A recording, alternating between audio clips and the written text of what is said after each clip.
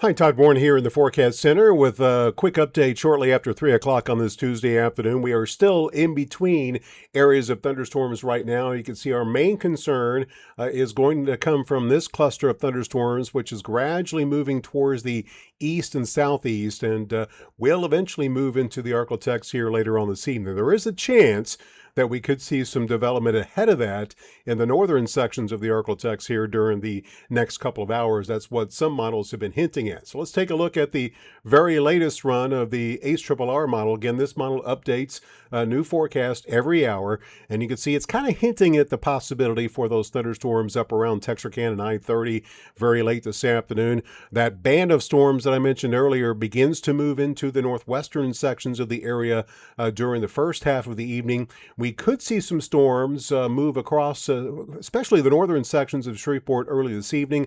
Another wave of thunderstorms further to the west will move across the southern sections or southwestern sections of the Arklatex late this evening. And you can see once we get past midnight, we'll start to see the thunderstorms decrease. By 1 a.m., the storms extending from Natchitoches to Many, and then we'll be pretty much done with the severe weather threat across the area tonight. Main concerns will be the possibility for some very large hail. The ACRRR hinting that we could see quarters to maybe as big as golf balls. However, conditions are favorable for as big as baseball-sized hail. So generally speaking, quarters to golf balls, again, there's an outside chance we could see as big as baseballs. As far as the wind, let's take a look at that with the ACRRR model, and that's going to be another big concern. It is showing some gusts in excess of 70 miles per hour with these storms that move across the northern sections of the area, and you can see perhaps a little bit less wind further to the south. But again, the environment is such that we could see even stronger wind gusts.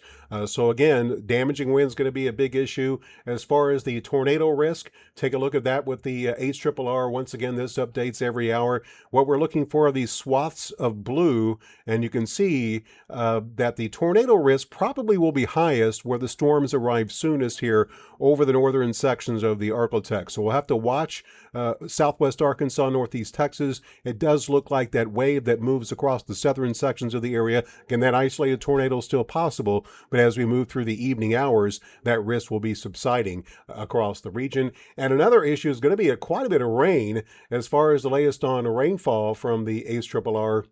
You can see that it is showing a pretty good swath of 2 to 3 inches just in the next 18 hours over the northern sections of the Arklatex, and maybe a few areas picking up an inch over the southwest. So again, this also kind of tells you where the storms could be at their strongest, and that very well could be across the northern sections of the area. So again, as of right now, we are pretty much dry across the region. We'll be watching for the development across the northern sections of the Arklatex in the next few hours, and a broken band of thunderstorms which will move into and through the Arklatex here during the evening hours, ending shortly after midnight.